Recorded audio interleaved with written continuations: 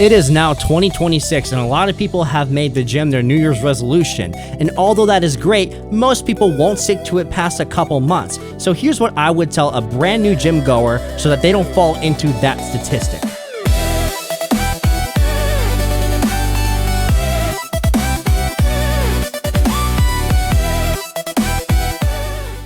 What is going on? I'm Yokai Seiya. Welcome to my channel.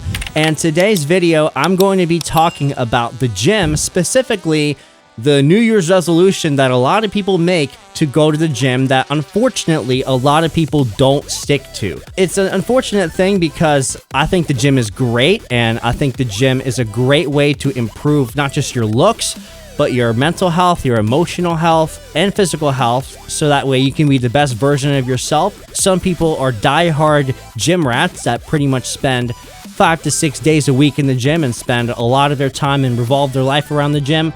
Other people might just go 1 to 3 days a week just to keep themselves in shape enough that they can still get the gains they want while still making time for other things and not spending all of their time in the gym. Here's the thing with people who make the gym their New Year's resolution. A lot of people are afraid to start going into the gym because they're afraid of being judged, which I remember that was the case with me. I'm like, oh my gosh, there's so many big people here, and I was intimidated by it. I don't know how any of these machines work. I don't want to look like an idiot trying to figure out how this works.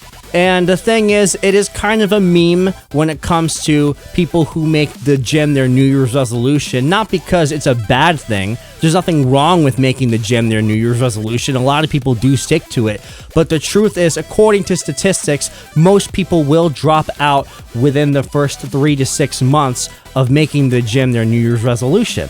Industry and research data consistently show that about 50% of new gym goers quit within the first 3 to 6 months of starting. According to Science Direct, some analysis of traditional gym settings report very high dropout, with 47 to 96% of members stopping within 12 months, meaning as few as 4 to 53% are still active after a year, depending on the gym. According to Smart Health Club's gym industry studies report that about 50 to 60% of members remain after 12 months overall, but only about 1/3 of members are still showing up regularly by month 6, which means consistent users are a subset of that 12-month group. So if you want to have an above average physique compared to the average population and go regularly, the bar is not as high as you think.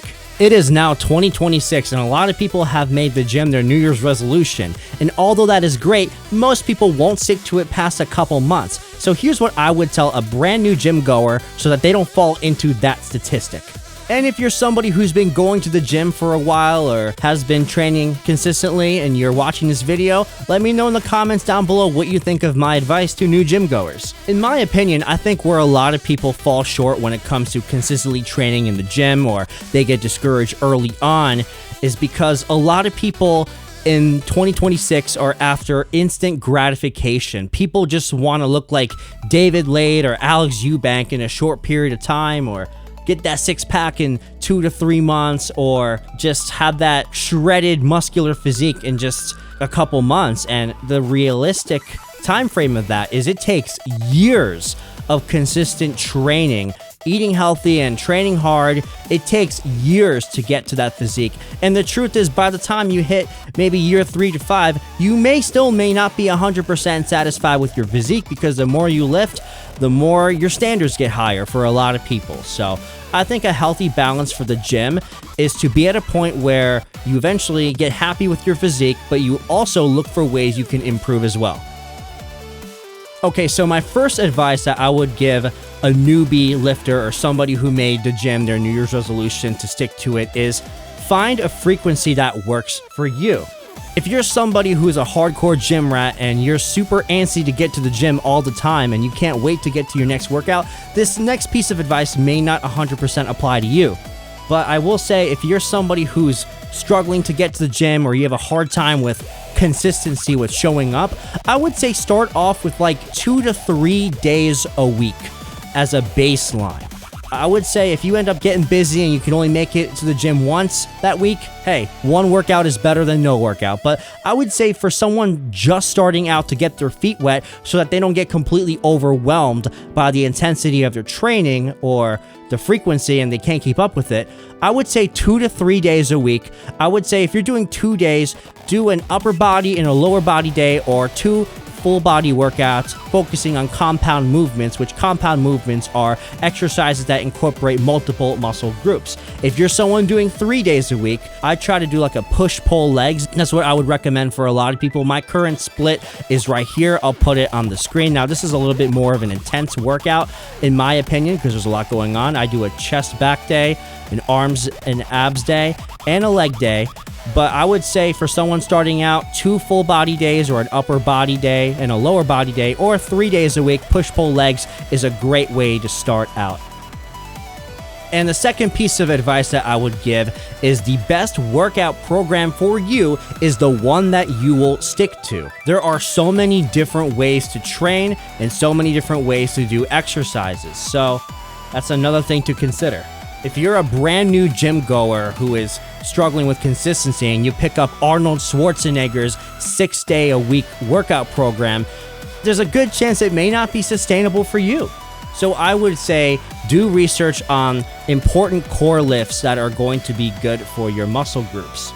And also find workouts that you enjoy doing. If you're on an intense workout program or a workout program that you absolutely don't like or don't find any enjoyment at all, chances are it's not going to be sustainable for you. So I highly recommend finding a workout program that you enjoy doing, and this will come with trial and error because everyone is different. Everyone trains a little differently, so what works for one person may not work the best for someone else. And this is something you can tailor with the more experienced you are. But I would say starting out, look for solid exercises that you enjoy doing that also target the muscle group that you want to hit. And if fitness content is something that you have interest in and you don't know where to start, I would say Sean Nalawani, Jeff Nippard, and Will Tennyson are some great YouTube channels that give great advice on fitness that I personally could recommend somebody who's new to the gym if they want to learn from some fitness influencers. And if you don't know where to start when it comes to workouts, because there's so many different ways to work out, you could even ask ChatGPT or Google Gemini or Grok a workout routine and it will put one together for you. I'd say give that a try and see what you think. And when it comes to diet, definitely try to include a lot of protein in your diet because protein builds muscle. But although I am not a dietitian, I will say, again, when it comes to your diet, what will be the best diet for you for your new workout program? Because if you're going to train hard, you got to also eat right too. Otherwise, you're not going to get your full potential in your physique. I would say try to find something that is sustainable for you. If you're going on some no sugar, constantly eating salads and getting rid of all junk food cold turkey, chances are that may not be sustainable for most people. Hey, if it works for you, I'm happy for you, but for the majority of people, that's just not something that's sustainable. It certainly isn't sustainable for me. So I think having a good balance is where it comes down to play. Some people do this by having cheat meals, where it's like maybe a couple times a week they'll have, okay, this meal I could have some more junk food and some things I want. Other people have it where they just have a little bit of junk food and then they try to counterbalance it by having more healthy food and just have it a little bit in moderation. Moderation is key for sustainability for most people, in my opinion. Sure, you may find some high protein keto diet or something like that that might be on paper like the best to do, but are you going to stick to that for more than a month, 2 months? How about 3 months? How about 6 months? How about a year? If it's not something that you're going to be able to stick to, then it is not the best for you. And what this all boils down to is trial and error.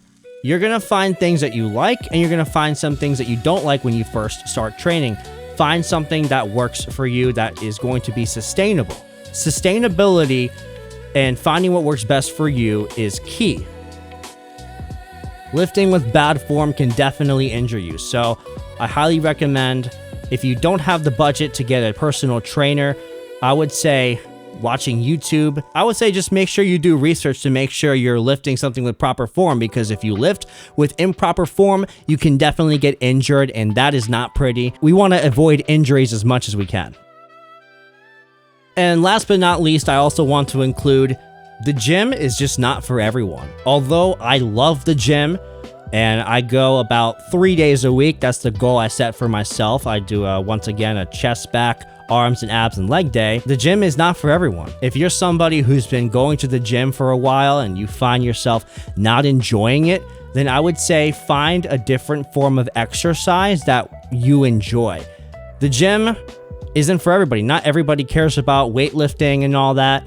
Some people want to go for running, or some people want to do swimming, or some people do rock climbing, or just hiking, or whatever it is. You can enjoy multiple forms of exercises, but if you find yourself not enjoying the gym that much, then I would say find a form of exercise that you enjoy. Again, when it comes to diet and training and frequency and all that, something that is sustainable for you in the long run is what is going to get you the most results. So this will come with trial and error. So if you're somebody who is new, I would say keep going, be there, show up for yourself, be consistent, and over time, find what works for you. All right, so that's it for now. So I'm Yokai Seiya. Thank you for watching. If you enjoyed this video, I would appreciate it if you liked, subscribed, and hit that notification bell, and I'll see you in the next video.